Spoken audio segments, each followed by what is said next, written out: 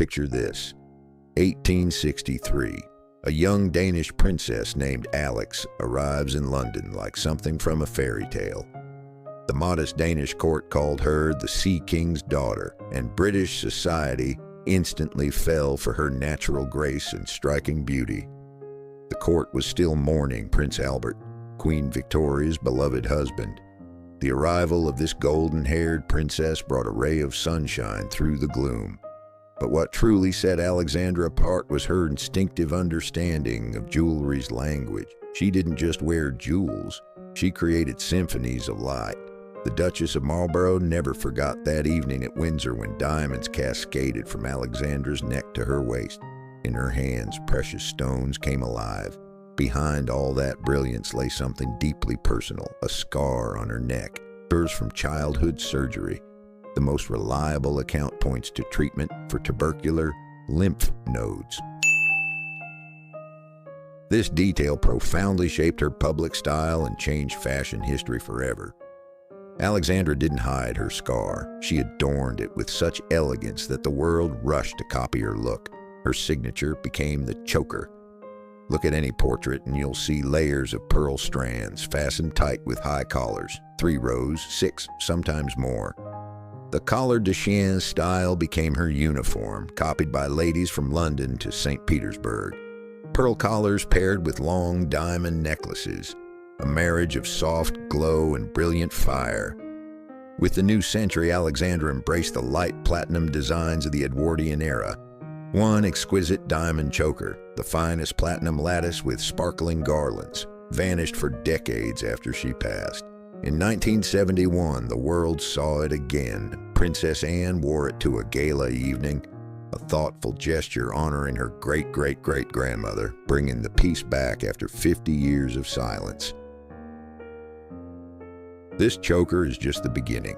The fates of Alexandra's magnificent necklaces run much deeper, passing through wills, auctions, and the vaults of various royal houses.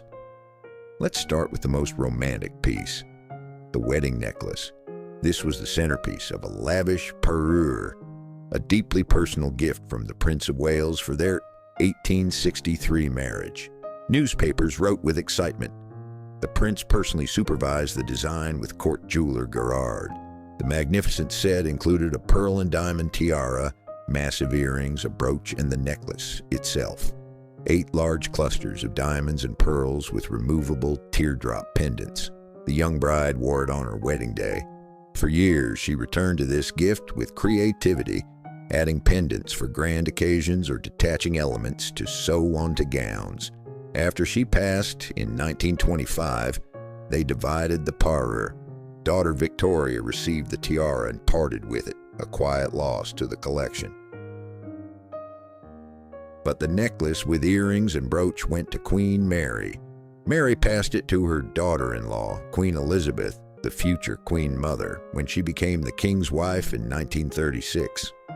From that moment, the necklace became her absolute signature.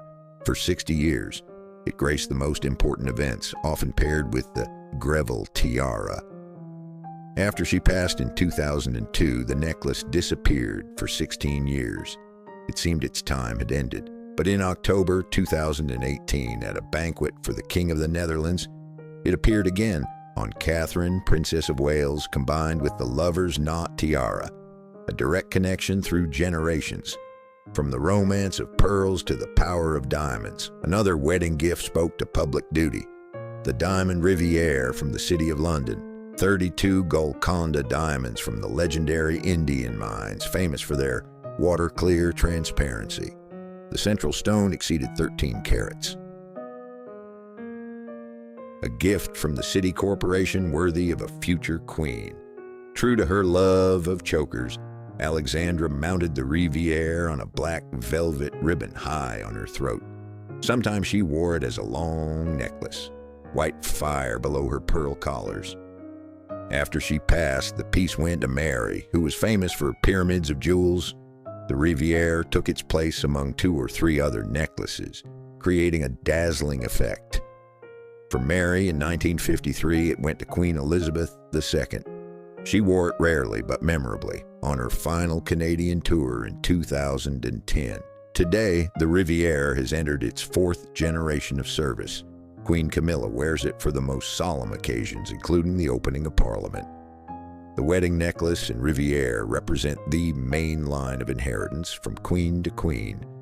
But not all treasures stayed in Britain. Alexandra's youngest daughter, Princess Maud, was an energetic, fashion-conscious young woman. In 1896, she married her cousin, Prince Karl of Denmark, a successful dynastic union with an unexpected twist. In 1905, Norway dissolved its union with Sweden and chose Prince Karl as their new king by popular vote. He took the name Haakon VII, and Maud, daughter of the British monarch, became the first queen of independent Norway. Sending her daughter into a new life, Queen Alexandra wanted Maud to take a necklace worthy of a queen, yet deeply personal. She passed on one of her beautiful chokers, an elegant piece of graceful pearl rose, separated by vertical diamond bars with a diamond and pearl clasp.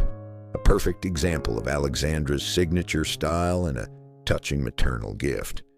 An English royal jewel became the foundation of the new Norwegian monarchy. After Queen Maud passed, it remained a treasured relic.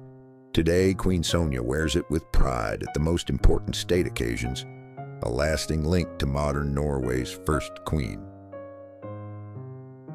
This shows how Alexandra's personal collection didn't just enrich British vaults, but helped fill the jewelry boxes of other European houses. But ahead lies an even more mysterious story, one shrouded in century-old secrets. Now we turn to a piece that tells a completely different story, one of heritage, ancient depths, and long sleep in royal vaults. This is the Dagmar Necklace. Of all Alexandra's jewels, this is the most personal, connecting her to her Danish homeland. A wedding gift from King Frederick VII in 1863. The monarch had a passion for history and archaeology, which he poured into creating this symbolic piece.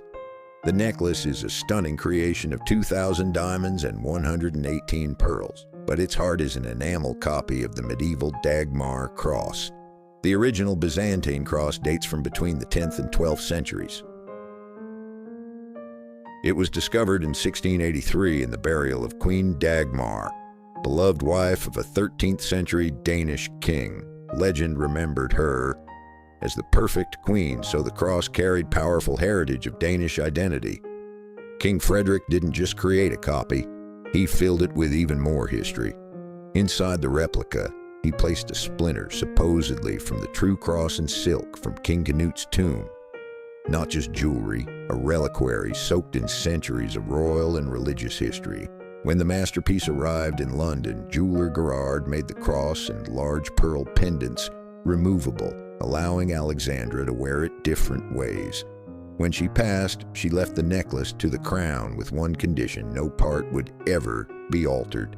This leads to the modern story that makes the piece so intriguing. It was last seen on young Queen Elizabeth II during her visit to Denmark in 1957, a perfect choice for the occasion.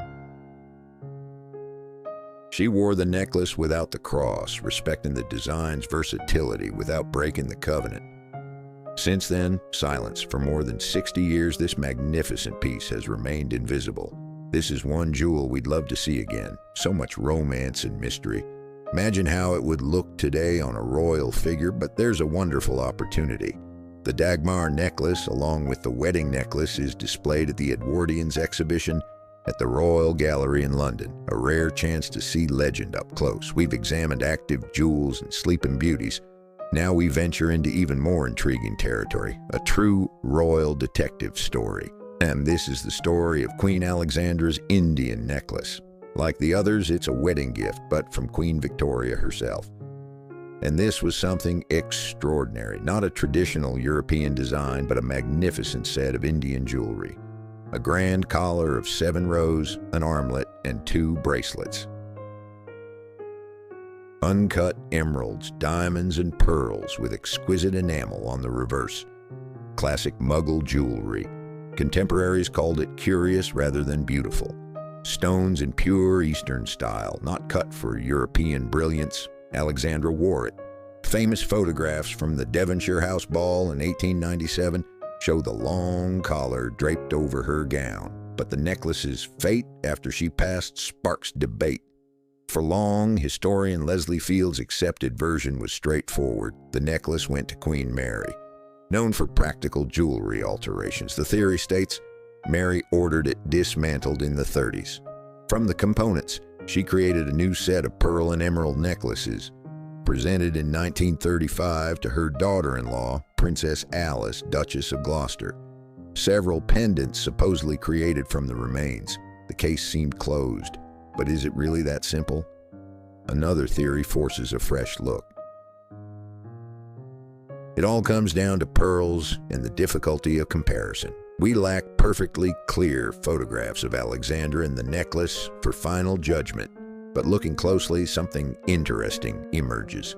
The top row of pearls in Alexandra's necklace appears similar in size to what Birgitta, Duchess of Gloucester, wears today, but the other strands, positioned lower, seem made of smaller pearls.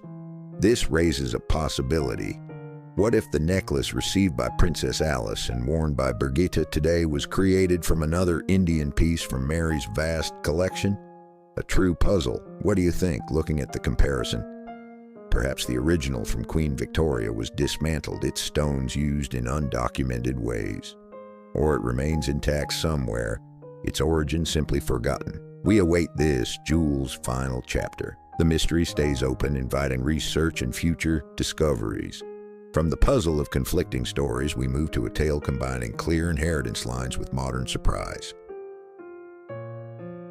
The Amethyst Suite's story is a journey from Russian imperial palaces to modern auction houses.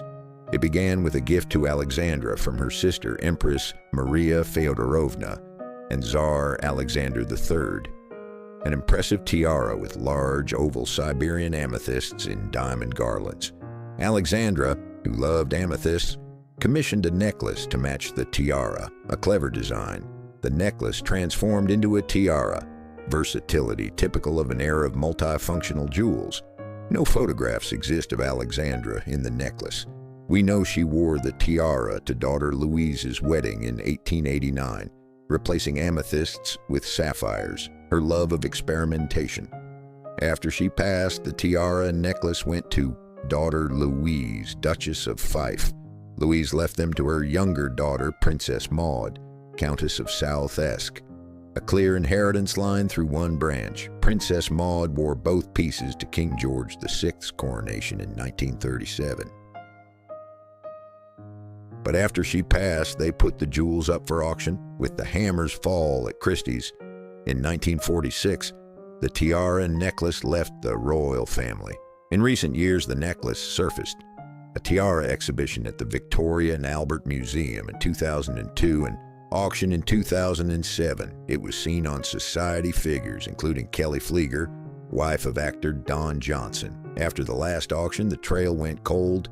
Its current fate is unknown, presumably in a private collection, its story continuing beyond our view. We've seen jewels with clear histories and mysterious fates. Now a piece belonging to another world. A true vault legend, the absolute sleeping beauty of the collection. This is the Rivieres collar from Cartier. The French name means finest net, a delicate lattice of diamonds draping on neck and shoulders like luminous fabric.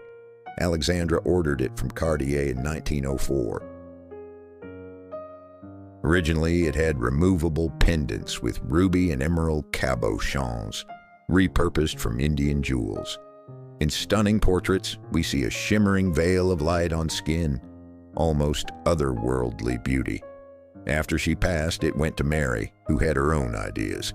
She removed the colored pendants, replacing them with diamonds. Sometimes she suspended the legendary Cullinan diamonds. She wore it for iconic portraits of the 30s and 40s, a breathtaking statement of grandeur. After Mary passed in 1953, inherited by Queen Elizabeth II, it vanished. It hasn't been worn for more than 70 years. But its existence isn't rumor. It's documented in Sir Hugh Roberts's 2012 book, The Queen's Diamonds, confirming the masterpiece is in the vaults. The necklace is so iconic that a replica was created for the series, the Gilded Age. Not lost, not sold, simply waiting. This is a piece we'd love to see again. Wouldn't that be thrilling? It would look magnificent on Catherine, Princess of Wales, with her elegant neckline. Now let's solve a long puzzle in Alexandra's collection. Many have seen the famous state portrait of the Queen. The necklace in it is absolutely magnificent, an impressive diamond piece with festoons, cascades of sparkling stones. For decades, jewelry enthusiasts wondered, what happened to it? Did Queen Mary alter it? Does it lie in the vaults? Recently, thanks to historian Trond Noran Isaksen, who gained access to Alexandra's personal jewelry inventories in the royal archives, we got a definitive, though sad, answer. The necklace was inherited by middle daughter Princess Victoria.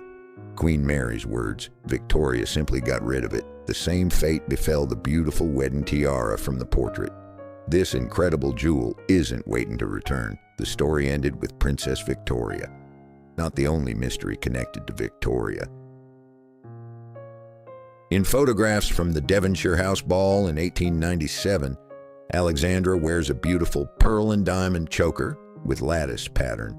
No definitive information exists about this piece. It likely went to Victoria, the trail completely lost.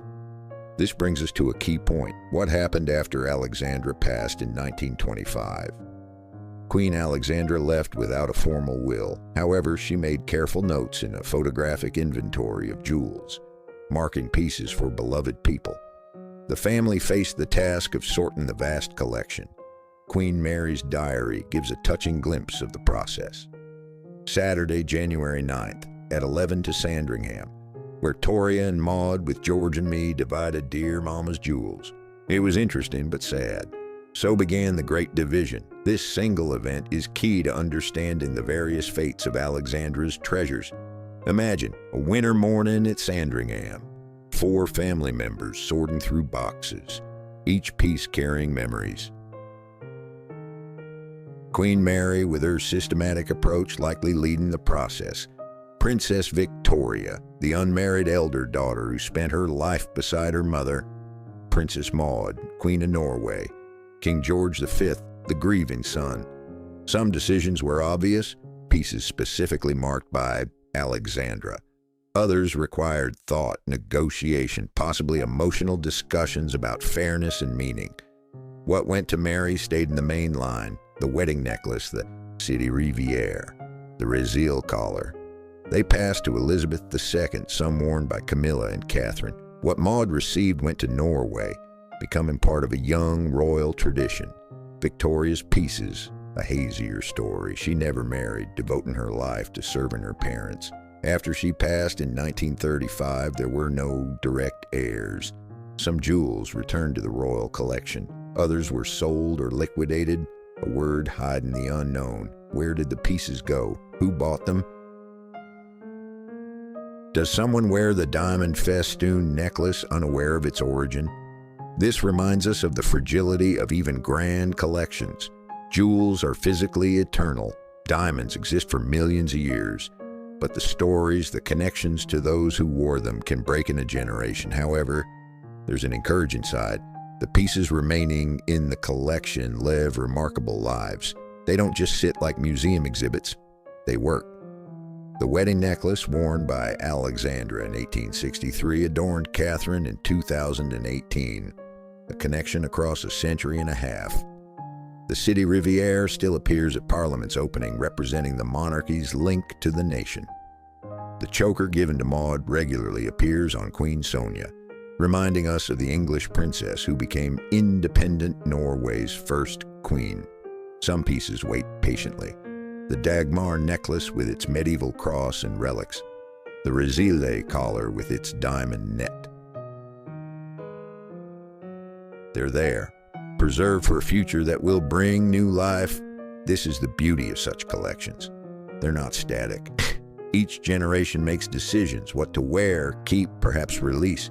Each queen brings her style, preferences. Mary loved massive layering. Elizabeth II preferred classic elegance. Catherine shows a thoughtful approach, choosing pieces with historical significance for important moments. Who knows what surprises await? Perhaps one day we'll see the Brazil collar again. Perhaps Dagmar will appear on a visit to a Scandinavian country. Perhaps lost pieces will surface at auction, their origins rediscovered. Alexandra's story and her jewels is more than a catalog of beautiful things. It's a tale of how one woman turned personal vulnerability into a symbol of strength and elegance, how fashion became a form of communication, a way to create an image that resonates with people. By wearing tight pearl chokers concealing her scar, she didn't know she was creating a style that would define an era. That ladies from Paris to New York would copy the look, that a century later, fashion historians would study her choices, her influence. The necklace collection became a bridge between eras. Jewels from Victorian and Edwardian times remain relevant today, beautiful, meaningful. They connect us to the past tangibly. One necklace in a century-old photograph and at a modern banquet. Living history, literally worn on the bodies of living people. In this lies deep poignancy, from a scar beneath velvet to diamond rivers on modern queens' necks. The story of Alexandra's necklaces is about how one woman's personal history becomes a nation's heritage. Some jewels we see today, others we can only imagine, but all, visible or hidden, continue telling the story of one of the most stylish and influential queens. If you find yourself in London, the chance to see the Dagmar necklace and wedding necklace at the Edwardian's exhibition is truly special. The Royal Gallery at Buckingham Palace until November the 23rd, 2025. Not just two magnificent necklaces, numerous treasures from the era, royal jewels, Fabergé works, Alexandra's coronation gown. These pieces wait, ready to tell stories to anyone who comes to listen. Isn't this the true value of such treasures? Not the monetary worth, however astronomical, but the stories they carry, the connections between past and present, the beauty they bring to the world.